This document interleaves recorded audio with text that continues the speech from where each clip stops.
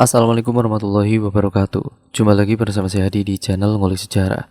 Dan pada video kali ini saya akan kembali lagi membacakan suatu kisah misteri. Kali ini masih tetap berjudul Kutuk, memasuki part yang ketiga ya teman-teman, yang sekaligus menjadi part terakhir dari keseluruhan alur ceritanya. Yuk, daripada kita lama-lama, daripada kita penasaran bagaimana kelanjutan dan juga akhir dari kisah ini, mari kita langsung saja menuju ke kelanjutan ceritanya. Perhatikan baik-baik karena ceritanya akan segera saya mulai.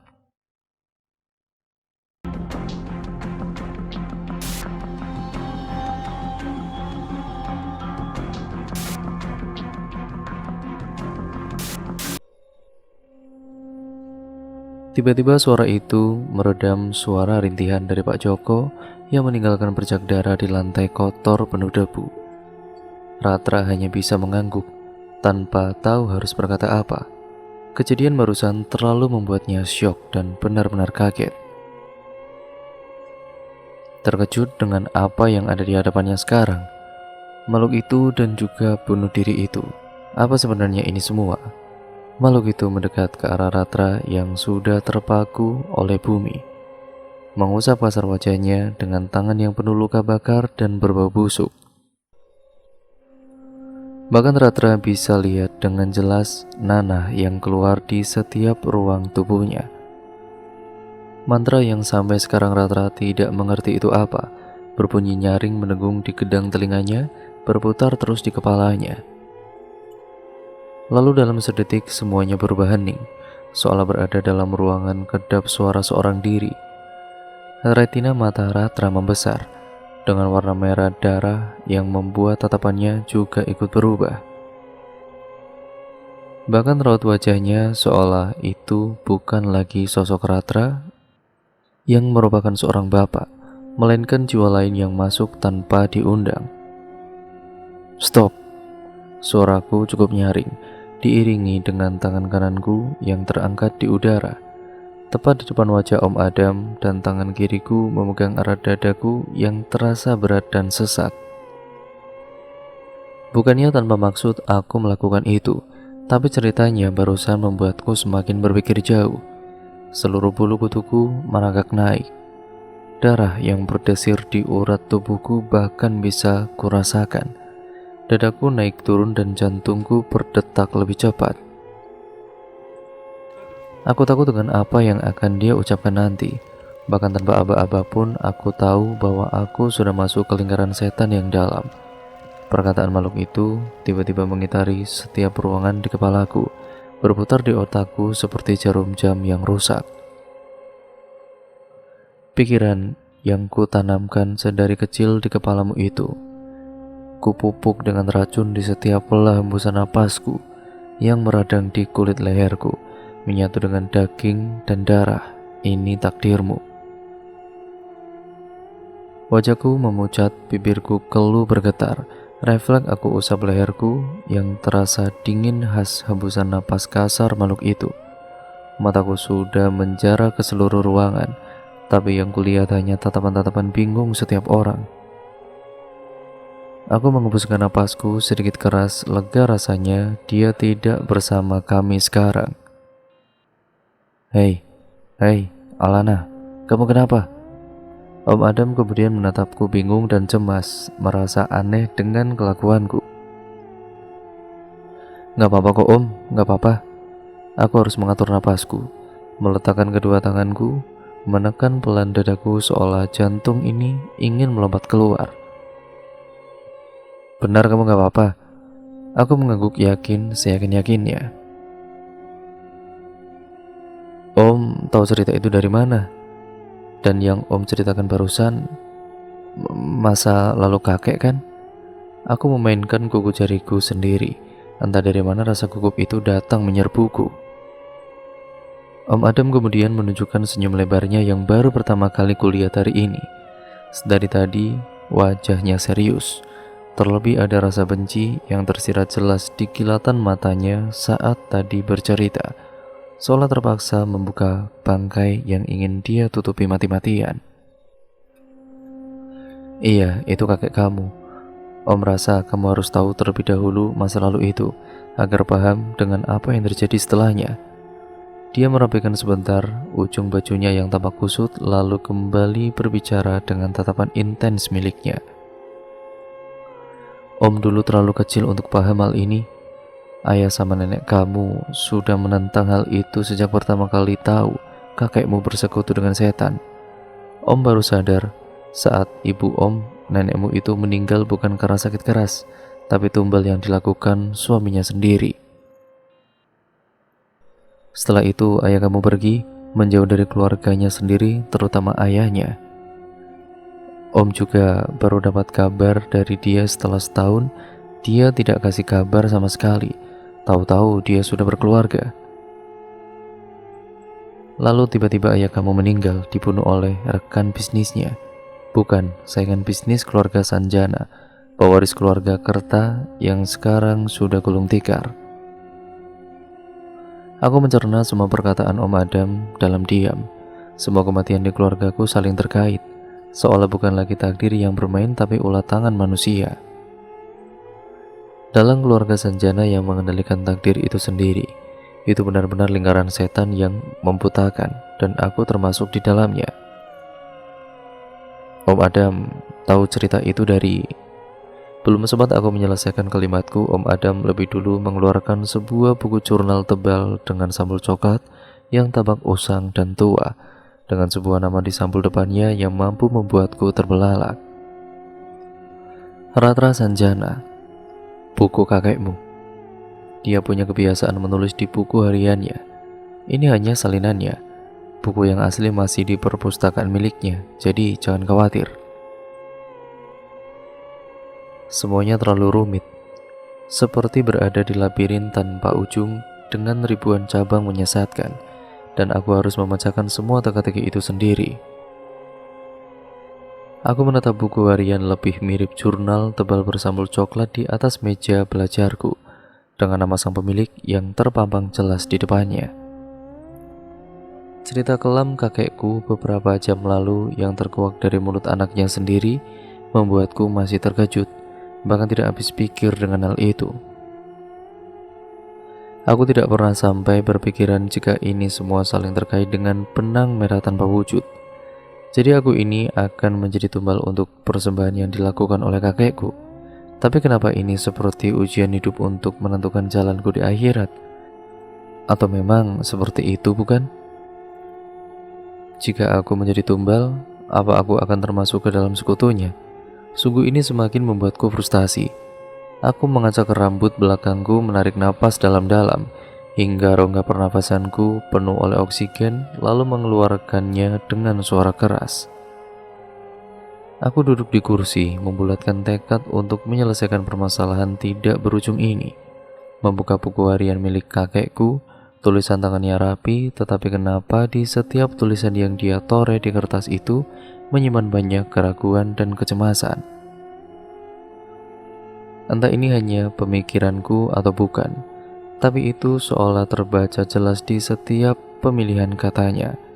Aku membaca satu persatu kalimat yang terus terngiang di kepalaku, bagaimana dia menumbalkan istrinya yang bahkan sangat dia cintai.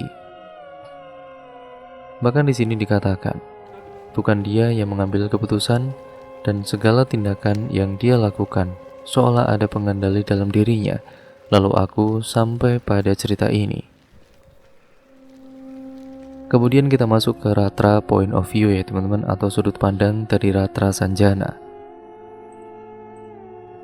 Malam itu istri dan anak sulungku marah besar atas keputusan bodohku yang memang membuat perjanjian dengan setan. Aku pikir kehidupan kami pasti akan lebih baik, dan memang itu terjadi. Aku membuat keputusan itu juga bukan untuk diriku sendiri, tapi untuk istri dan anak-anakku kelak agar bisa hidup enak tanpa kekurangan sesuatu apapun. Tapi malam tragis itu datang. Bodohnya aku yang tidak memikirkan efek samping perbuatanku sendiri. Semuanya pasti ada timbal baliknya. Istriku sakit keras secara tiba-tiba. Tubuhnya mendadak lumpuh dalam semalam. Bahkan matanya tidak lagi bisa berkedip, mulutnya tidak lagi bisa berbicara, bahkan dia kesusahan untuk bernafas. Aku sudah membawanya ke setiap rumah sakit di kota ini. Tapi apa yang kudapat hanya gelengan kepala dan ucapan kata sabar. Aku tidak membutuhkan semua itu. Yang kubutuhkan adalah kesembuhan istriku. Lalu setelah 3 hari, tubuh istriku ini menimbulkan bau busuk yang sangat menyengat, mengeluarkan nanah dan berlendir, kulitnya luka dan penuh borok. Ini semua kesalahan ayah. Lihat apa yang terjadi pada ibu. Ini pasti akibat dari semua perjanjian sesat itu. Danu berteriak di depan wajahku. Air matanya sudah jatuh cukup banyak, bahkan menetes ke lantai kamar. Dia bergerak kembali mendekati ibunya, mengelus punggung tangan yang tidak lagi mulus. Tanpa rasa jijik aku menatap nanar istriku sendiri yang terbaring seperti mayat hidup. Hatiku tersayat oleh ribuan pisau tajam kala itu. Aku tahu ini semua kesalahanku, tapi aku juga bingung apa yang harus aku lakukan. Ayah, tahu ini kesalahan ayah. Maafin aku, Rin. Aku ingin menghampiri istriku, tapi tubuhku lebih dulu dihalangi oleh Danu dengan lengan kekarnya. Mau ngapain? Mau nyakitin ibu lagi? Ayo keluar sekarang, keluar. Ini memang perlakuannya pantas untukku. Danu sudah kembali duduk di samping ibunya saat aku sampai di abang pintu. Dan Adam yang hanya bisa menangis tanpa sepatah kata pun. Dan malam itu juga aku kehilangan belahan jiwaku, melihat istriku sendiri mengembuskan napas terakhirnya dari ambang pintu kamar. Danu pergi dari rumah seminggu setelah ibunya meninggal, dan Adam yang masih kecil menolak untuk ikut dengan Danu. Aku tidak tahu alasannya. Tapi jawaban mengejutkan aku dapatkan dari Adam. Ayah sendiri yang bilang, aku gak boleh ikut Bang Danu, atau Bang Danu akan mati. Aku tersentak dengan ucapannya. Jantungku tiba-tiba memberikan sensasi terkejut dan berdetak 2 kali lebih kencang. Aku tahu ini bukan perbuatan dan ucapanku, dan kematian istriku bukan juga ulahku, tapi makhluk di ruangan ujung lorong yang mengambil keputusan memanipulasi semua perilaku dan ucapanku. Ada apa, Ratra? Kau menyesal dengan keputusan yang kau buat tempo hari? Iya, aku sangat menyesal. Aku mau membatalkan semua perjanjian itu. Tentu saja kau tidak akan bisa. Ini semua adalah konsekuensi yang harus kau tanggung. Dan membatalkan perjanjian adalah keputusan yang jauh lebih salah. Kau memperkeruh keadaan Ratra Sanjana. Dia mendekatiku dengan tangan kurusnya yang tampak rapuh seperti ranting, namun sekuat baja berlapis beton. Meletakkannya di atas kepalaku, bukannya tidak mau melawan, tapi dia mematikan semua fungsi tubuhku, membuatku kaku bagai batu. Dia mengucapkan mantra aneh yang tidak pernah ku dengar sebelumnya. Bahkan bukan termasuk mantra yang kupelajari. Kemudian mulutnya berhenti bergerak, berpindah ke tangannya yang kemudian mengusap seluruh wajahku, mengembuskan angin dingin di leherku. Dan sejak itu, ambisiku akan harta dan kekuasaan menguasai seluruh otakku. Semua ucapannya aku setujui tanpa kecuali. 13 Mei 2014, aku mendapatkan kabar bahwa Danu meninggal dunia. Mayatnya ditemukan di pabrik terbengkalai dalam kondisi yang sangat mengenaskan. Seketika hatiku hancur terhempas batu. Aku menyuruh Tony, orang kepercayaanku, untuk menyelidiki hal itu. Bahkan tanpa perlu diselidiki pun, aku sebenarnya sudah tahu siapa yang membunuh pewaris keluarga Sanjana. Tanganku sudah mengepal, menahan amarah yang ingin berontak keluar. Asap yang keluar dari kedua telingaku semakin memanas. Emosiku memuncak, minta dimuntahkan. Bukankah sudah jelas? Mengganggu keluarga Sanjana adalah dosa besar yang tidak bisa dimaafkan. Danu memang tidak pernah mau pulang, apalagi bertemu denganku. Tapi aku selalu menyuruh bawahanku untuk mengawasinya. Dia punya passion untuk menjadi pewaris sejati, tapi setan itu tidak setuju dengan keputusanku, karena Danu yang sudah menolak dengan keras dari awal. Siangnya aku mendapatkan informasi lebih dan Danu sedang dalam perjalanan bisnis di perusahaan tempat dia bekerja. Tapi kabar bahwa dia menjadi pewaris keluarga Sanjana menyebar dengan cepat. Lalu musuh bodoh itu membunuh Danu. Sepertinya dia sedikit mengalami gangguan mental.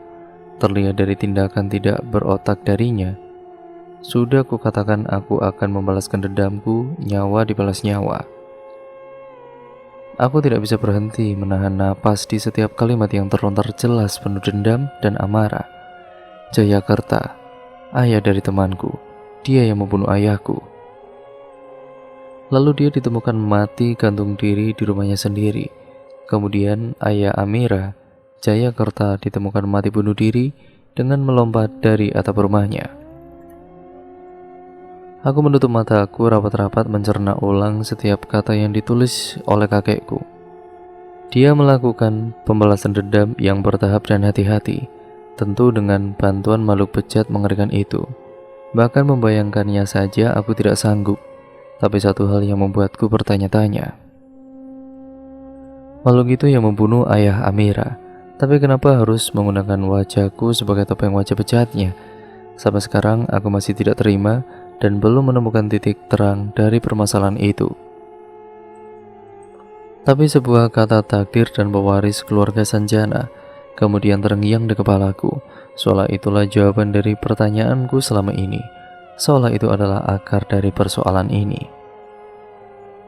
Aku berjalan ke arah dapur yang berada di ujung ruang, sesekali menyapa beberapa penghuni kos lain yang berpapasan denganku. Hari sudah mulai sore dan perutku meronta ingin diberi makan. Padahal siang tadi aku sudah makan cukup banyak bersama Om Adam.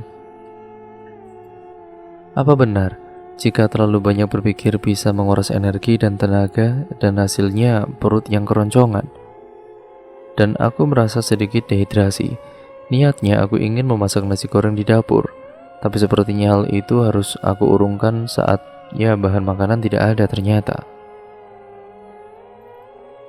Di lain tempat, Tuan Besar Sanjana masih betah duduk berlama-lama di kursi kebesarannya. Kakinya yang lumpuh total memaksanya untuk tetap duduk diam. Manfaatkan kursi roda yang biasa digunakan sehari-hari, dibawa serta olehnya remote control berwarna hitam dengan ukuran kecil untuk menjalankan kursi rodanya. Beberapa jam yang lalu dia meminta tangan kanannya itu untuk membantunya duduk di singgasananya. Tentu di ruangan kerjanya dengan sentiran besar yang terasa empuk dan berwarna merah itu.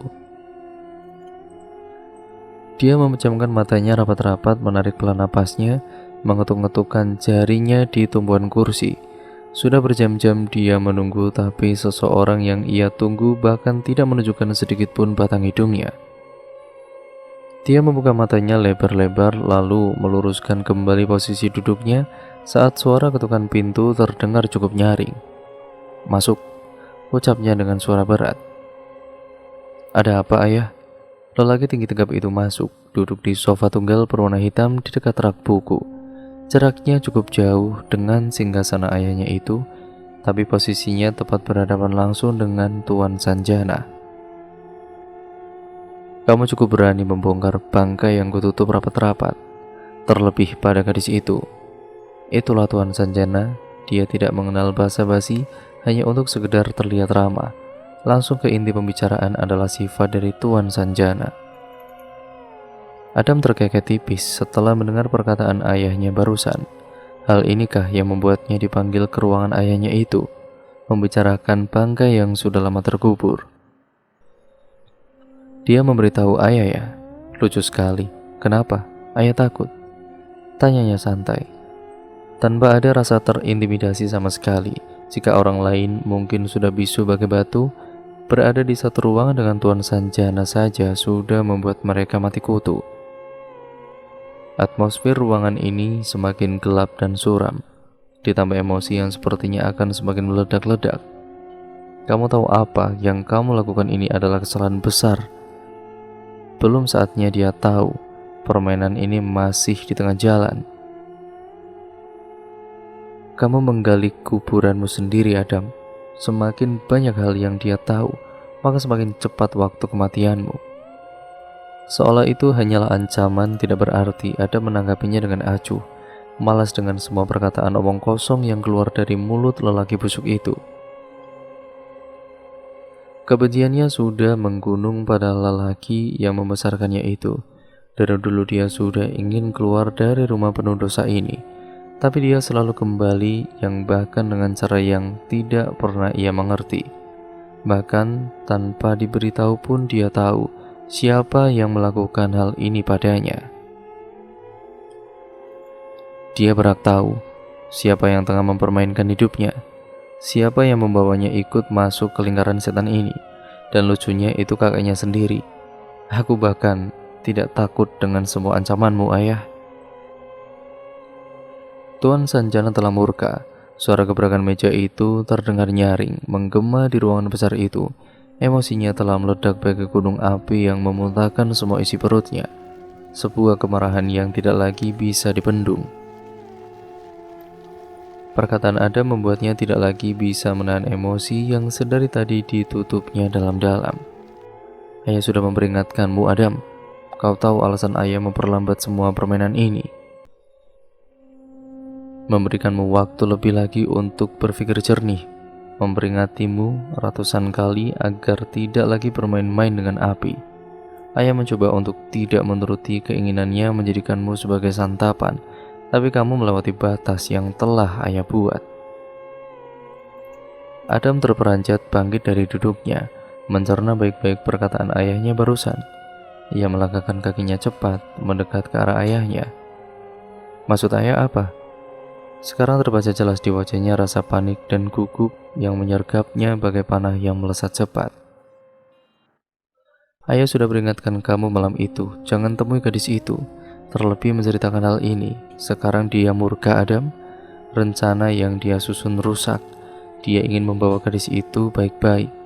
Jika gadis itu melarikan diri, maka semuanya selesai, tidak ada lagi cara baik-baik. Adam berlari, melangkahkan kakinya selebar mungkin menuju garasi, menjalankan mobilnya dengan kecepatan di atas normal. Nafasnya menggebu-gebu. Dia tidak tahu apa yang dia lakukan adalah kesalahan paling fatal dalam hidupnya. Ingin membantu orang lain, tapi sekarang dirinya lah yang sebenarnya harus dibantu. Mengikuti alur, diam dan pura-pura tidak tahu adalah hal yang seharusnya dia lakukan, bukan malah menentang dan menyerahkan dirinya tanpa dia sadari. Adam semakin melajukan kendaraannya. Yang harus dia lakukan sekarang adalah mengambil salinan buku itu. Adam tahu, bahkan sangat tahu, dia egois mementingkan dirinya sendiri, tapi itu adalah cara satu-satunya untuk keluar dari lingkaran setan yang tidak pernah dia inginkan. Adam menghentikan mobilnya di sebuah kos-kosan putri yang cukup besar. Bangunan itu berwarna putih polos dengan taman kecil di kedua sisinya. Jalan setapak berkerikil yang berada di tengah menjadi pemisah, terhubung langsung dengan pintu utama.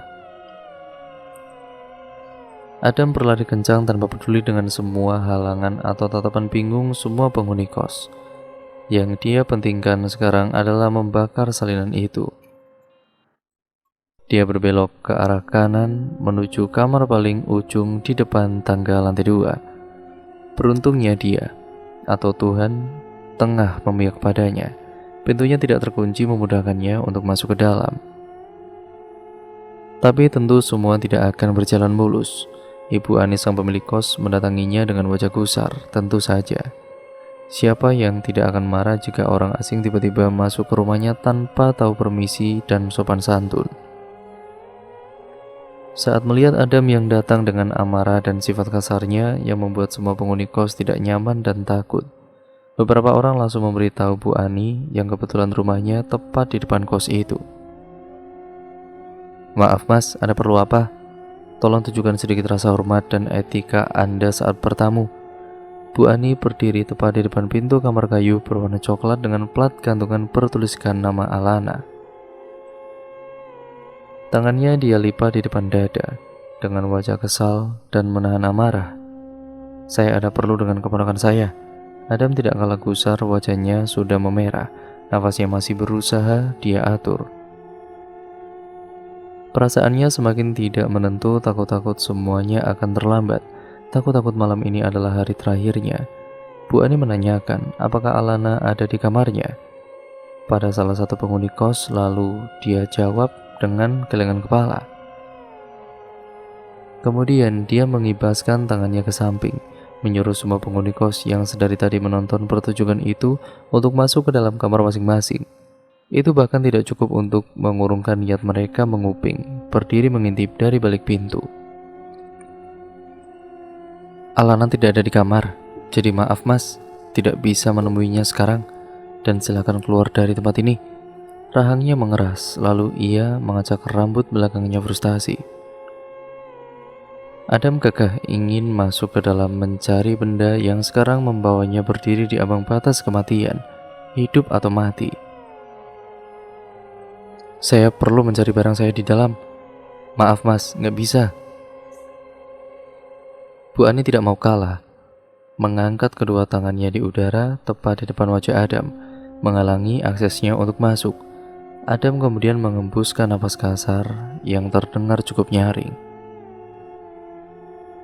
Bu, saya kesini itu karena hal penting.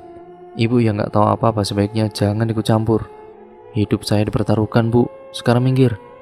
Adam menaikkan suaranya, membuat Ibu Ani membeku di tempat tersebut dengan suara yang seakan adalah perintah dan tidak bisa dibantah. Dia melangkahkan kakinya untuk masuk, mengempaskan kasar daun pintu itu, menjara seluruh ruangan tanpa terkecuali, mencari sebuah kunci kehidupannya. Bu Ani ingin masuk ke dalam menyeret Adam keluar dari kamar Alana. Tapi hal itu sungguh belum terlaksana. Daun pintu kayu itu terhempas, tertutup rapat tanpa ada yang menutupnya. Brak! Adam mematung di tempat, menolehkan kepalanya pada pintu kayu yang terhempas menutup dengan sangat rapat. Bibirnya bergetar, jantungnya berdetak 2 kali lebih cepat, seakan ingin terbirit-birit untuk kabur keluar menyembunyikan dirinya. Perempuan itu terhempas dengan sendirinya, bahkan di saat angin tidak sedang berhembus. Sunyi, diam, mengintimidasi. Kelam dan jahat itu yang Adam merasakan sekarang. Aura gelap, kelam, dan penuh amarah menyelimuti ruangan kecil ini. Dingin, terlalu dingin untuk ruangan yang tertutup rapat, meminimkan akses untuk angin malam agar masuk. Bulu kutubnya berdiri, kakinya seakan dipaku di bumi. Tubuhnya basah oleh keringat dingin yang keluar dari pori-pori tubuhnya. Matanya fokus pada sudut ruang yang tampak menyeramkan. Gelap, bahkan terlalu gelap. Mata ini tidak bisa melihat apa yang ada di dalamnya, seolah menyembunyikan hal itu rapat-rapat. Kau bermain-main denganku, Adam. Ayahmu sudah memberitahumu secara baik-baik. Hal ini yang membuatku sangat membenci dirimu, dasar keras kepala. Suara itu menggema di ruangan, menciptakan dengung tidak berkesudahan di telinga. Hembusan napas kasar dan dingin di leher lelaki muda itu, seolah bagai ujung mata pisau yang sangat tajam, menggores kulit yang tengah kehilangan keberaniannya. Mulutnya membisu, menghilangkan salah satu inderanya. Rasa takut itu menyerangnya, kemudian hal lain membuatnya semakin dibisukan bumi. Sakit, benar-benar sangat sakit. Seperti ada benang kasar yang menjahit mulutnya, tidak sedikit pun membiarkannya untuk bersuara. Adam mengangkat kedua tangannya, melihatnya dengan jantung yang semakin membuncah.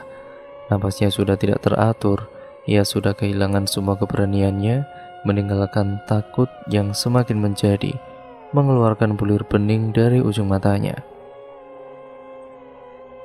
Cairan merah kental yang terus menetes keluar membasahi lantai dingin yang tidak lagi putih, melainkan merah karena darah. Mulutnya tidak henti-hentinya mengeluarkan cairan itu, mengalir seolah diizinkan untuk keluar. Hidung dan matanya terasa sakit, bahkan amat sakit.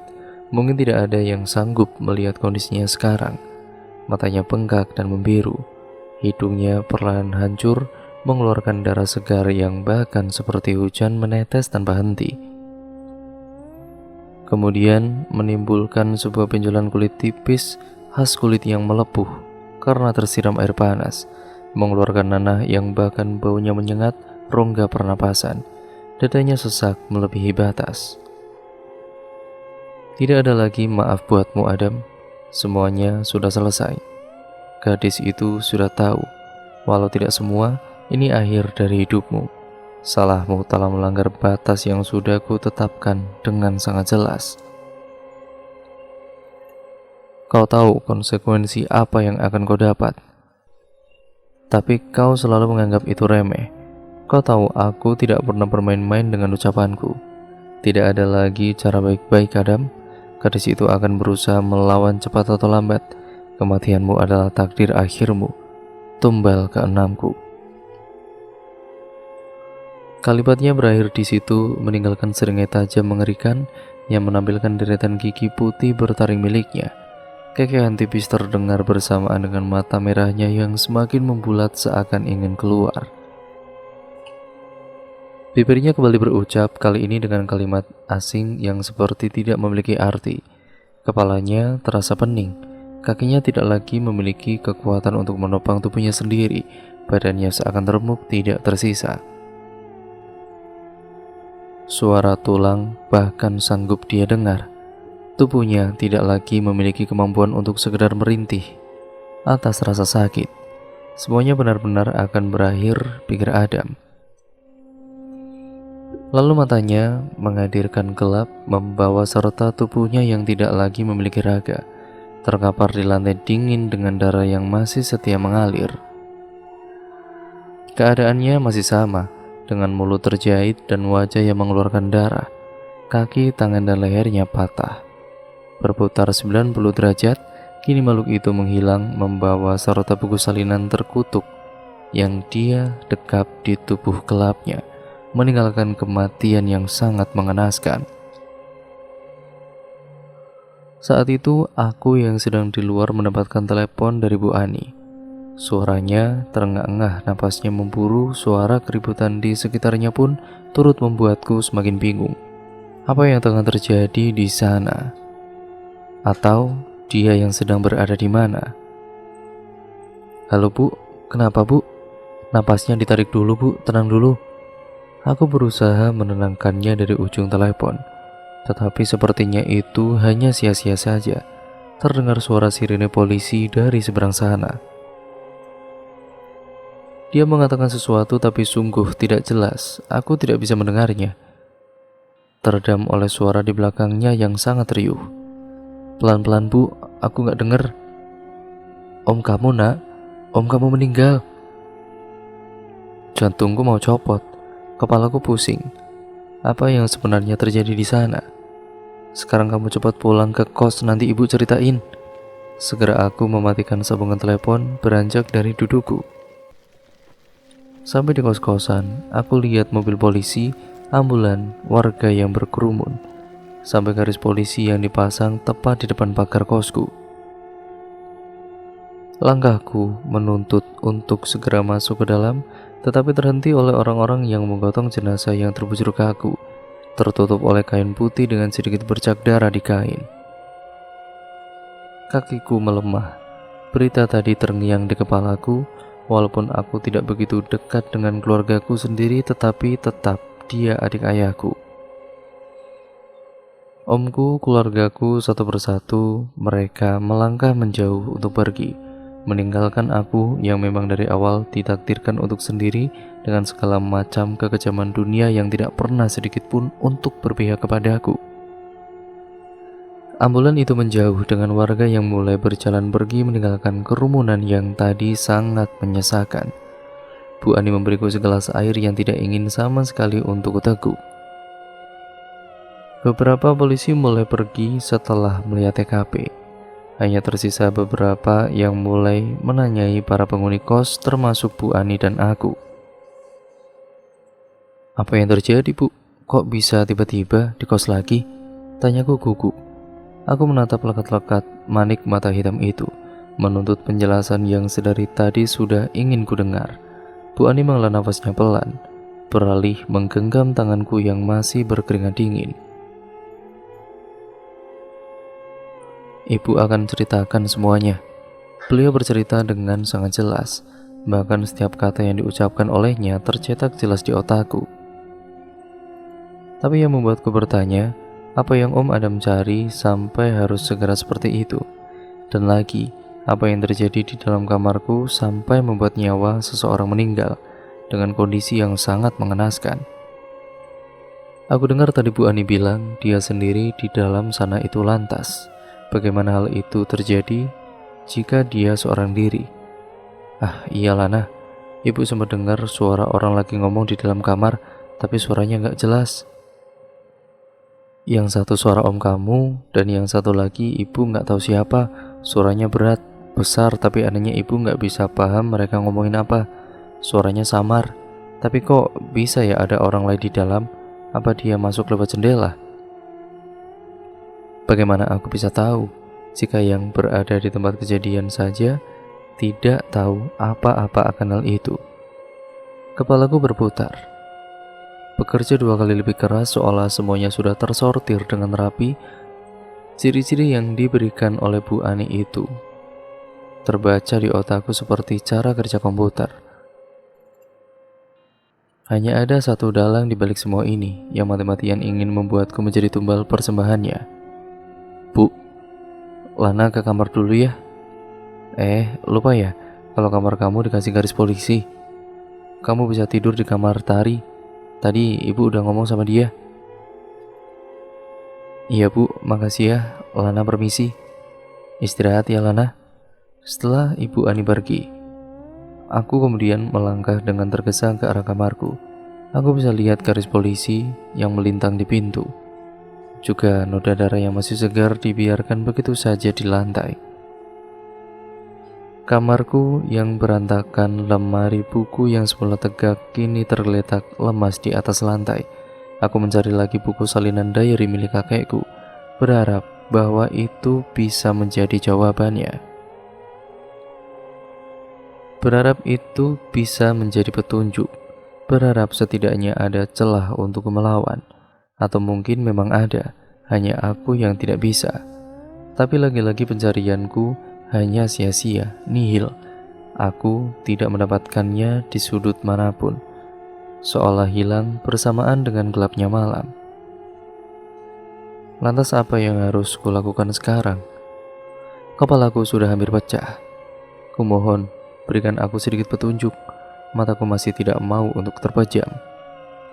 Terlalu banyak yang aku pikirkan memaksa otakku untuk terus bekerja. Berharap jika masih ada yang bisa aku cari. Celah sekecil apapun itu pasti ada, entah di ruangan sebelah mana memori itu bersembunyi atau entah di ujung mana celah itu memercik kecil. Malam ini aku berdoa lebih banyak, meminta lebih serius, memohon dengan penuh keyakinan. Tuhan bersamaku, sekuat apapun Dia tidak akan lebih kuat dari Tuhan yang menciptakannya.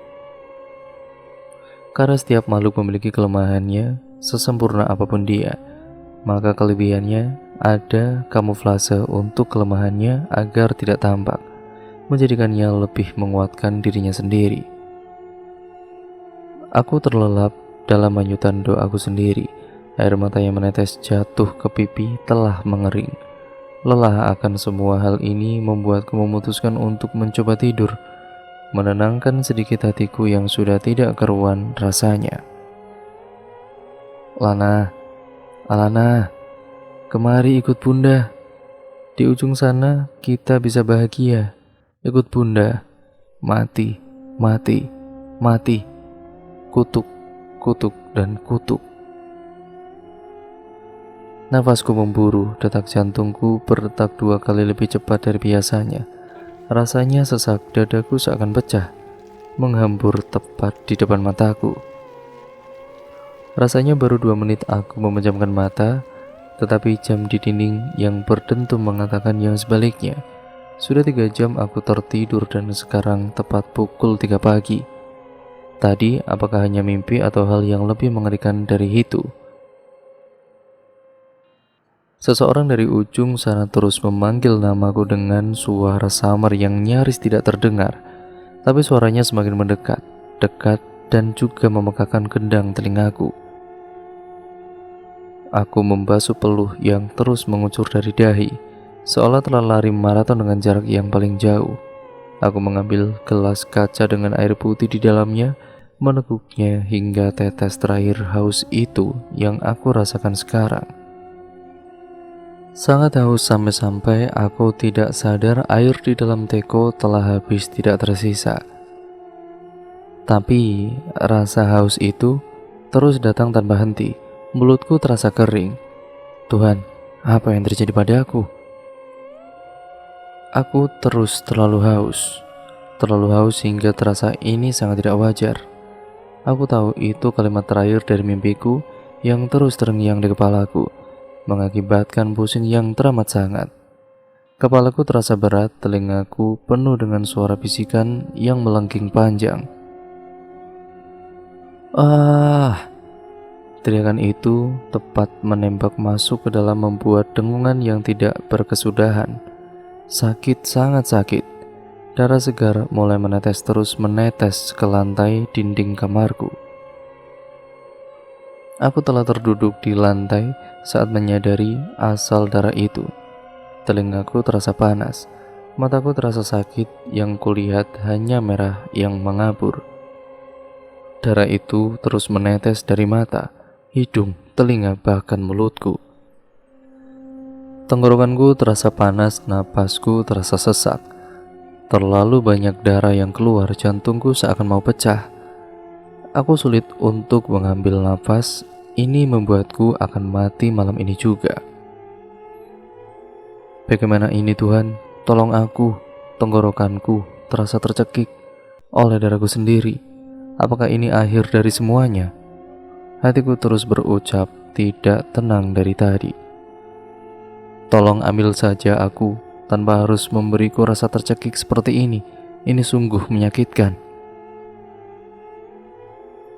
Tanganku terus menggaruk-garuk leherku tanpa sadar, seolah mencari cara agar aku bisa bernafas, agar aku tidak tercekik seperti ini.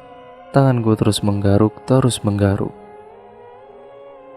hingga kuku-kuku itu menancap dalam dagingku, menembus kulit hingga mulai terkoyak. Menambah rasa sakit yang lebih parah lagi, otakku memerintahkanku untuk berhenti, tapi tangan ini tidak pernah berhenti walau sedetik pun. Seolah tak ingin tahu apa yang dikatakan oleh otakku, tanganku terus menggaruk semakin dalam hingga yang tersisa hanya daging yang memerah. Aku tahu ini akhir masa hidupku. Tuan Besar Sanjana duduk di singgasananya, menatap lekat album kecil yang kembali menyayat luka. Sebenarnya apa yang dia inginkan? Apa yang ingin ia gapai? Kekuasaan, perkelimangan harta, atau keluarga kecil bahagia? Awalnya semuanya karena keluarganya, alasannya adalah keluarga. Ia ingin keluarganya hidup layak tanpa kekurangan sedikit pun, tanpa harus bersusah payah mengeluarkan keringat untuk mengunyah sebutir dua butir nasi. Itu yang dulu selalu dia dambakan. Ia sudah muak dengan tatapan merendahkan dari setiap pasang mata yang menatapnya di jalanan. Ia tidak pernah mau hidupnya hancur dan hampa seperti sekarang. Kehilangan satu persatu keluarganya, dibenci oleh orang-orang yang ia sayangi. Sekarang telah terlambat untuk menghentikan semuanya, sangat terlambat. Jika ada tombol pemutar waktu untuk mundur, mungkin detik ini juga dia menekan tombol itu, membiarkan keluarga kecilnya yang dulu utuh tanpa harus mengalami pertumbuhan darah seperti ini. Semuanya seakan sia-sia, tidak ada lagi yang perlu dipertahankan. Ia siap untuk menjadi tumbal terakhir dalam perjalanan hidupnya. Suara napas berat dari ujung pintu mematahkan lamunan singkatnya. Sudah datang. Bisikan pelan dari bibirnya terbaca jelas oleh makhluk besar yang berdarah dingin yang telah menunggunya di depan pintu. Seolah bisikan selembut nadi pun ia dengar. Persembahan terakhir Sanjana. Gadis itu telah siap. Ruangan hitam pekat itu tampak menyeramkan, ditambah lagi dengan wewangian bunga yang menyengat hidung. Asap yang mengepul tipis menyayat mata menimbulkan rasa perih. Ia merenungkan segala perbuatannya, segala hal yang telah dia lakukan hingga akhir, hingga nanti maut menghampiri. Mungkin itu akan terjadi dalam waktu 1 jam lagi. Semuanya sudah terlalu terlambat untuk memutuskan, terlalu lambat untuk memutus rantai budak di lehernya, terlalu terlambat untuk memutus karma jahat yang telah ia buat. Maka apapun nanti, karmanya akan ia bawa hingga liang lahat. Sanjana tidak pernah sadar, hidupnya terlalu hampa tanpa rasa, terlalu gelap tanpa warna, terlalu kelam tanpa cahaya, terlalu sunyi tanpa suara. Ia juga tidak sadar hatinya tengah menjerit penuh penyesalan. Bulir-bulir halus itu jatuh di pipinya hingga menetes ke lantai dingin yang terasa kotor. Dadanya sesak, kepalanya pusing, seolah semua hal yang dia perbuat datang beruntun hari ini. Menerornya dengan suara teriakan dan umpatan kasar yang memegahkan telinga. Sanjana berdiri dari duduknya membakar dupa yang telah habis termakan bara. Suara langkah kaki di ujung pintu itu membuatnya refleks menjauh. Makhluk besar itu meletakkan tubuh gadis lemah itu di tengahnya lalu menggeram seperti suara auman yang sangat besar. Kuku-kukunya berubah membesar, menghitam lalu menajam.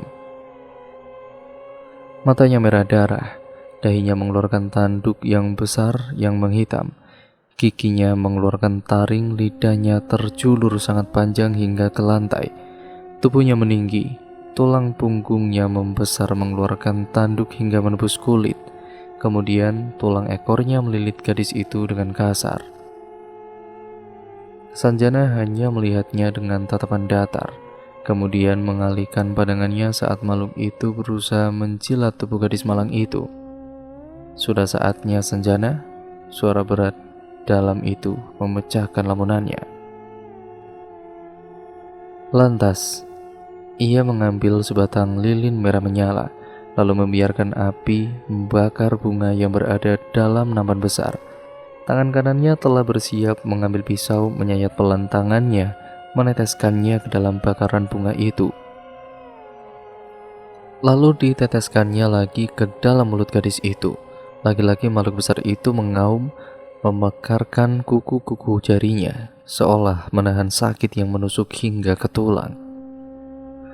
Sanjana telah siap dengan mantranya, tapi suara teriakan tiba-tiba dari Alana sungguh mengejutkan. Ia terbangun dengan dada sesak, napas berat dan terisak. "Kumohon, lepaskan aku. Apa yang kalian lakukan?" "Kakek bersekutu dengan setan. Kakek tahu itu salah kakek. Lepaskan Lana. Kumohon, Lana gak mau terjerumus ke dalam lubang ini." Air mata gadis itu sudah mengucur deras, ditambah tatapan memohon yang menyayat hati. Ingin rasanya Lana pergi dari tempat itu, tapi ia tertahan oleh rantai sialan ini yang mengikat tubuhnya. Sanjana yang mendengar itu hanya terdiam. "Kakek, Lana mohon. Diam kamu." Keretakan itu membuat Lana terkejut bukan main, seolah ia tahu ia harus berhenti untuk terisak. "Kau gak tahu apa-apa. Kamu gak pernah kan ngerasain apa yang saya rasain? Saya capek miskin, saya capek dihina. Cuma mereka yang bisa membuat saya dengan cepat menjadi kaya tanpa harus susah-susah berusaha. Dan asal kamu tahu, saya gak pernah menyesali ini, walau saya harus kehilangan keluarga saya sekalipun. Istri saya mati, anak-anak saya mati karena mereka itu goblok. Mereka gak mau nurutin apa yang saya bilang. Karena apa? Karena mereka sok suci, orang-orang tolol itu. Mereka akan selamat dan hidup kaya raya seperti saya jika mereka itu nurut." Bohong. Sanjana berbohong. Jauh dalam hatinya, dia sangat menyesal atas apa yang dia berbuat, atas karma yang telah dia terima selama hidupnya. Sanjana ingin menangis sekarang rasanya, Terduduk sendiri di ruangan ini, mengulang kembali di masa semua ini belum ada. Hanya ada keluarga kecil bahagia tanpa duka. Aku gak yakin kakek gak menyesal. Mata gak akan pernah berbohong kakek. Lana tahu kakek gak mau seperti ini kan? Tapi setan-setan sialan itu. Diam kamu. Kali ini makhluk itu telah murka. Emosinya telah sampai batas. Tidak ada lagi maaf atas apa yang Alana ucapkan. Tangan besar dan dinginnya memegang erat leher Lana, menancapkan kuku-kukunya hingga menusuk ke dalam daging, mengangkatnya ke atas. Mulutmu itu telah kurang ajar. Kau tak pantas berkata seperti itu, dasar manusia rendah. Alana telah sekarat dalam genggamannya.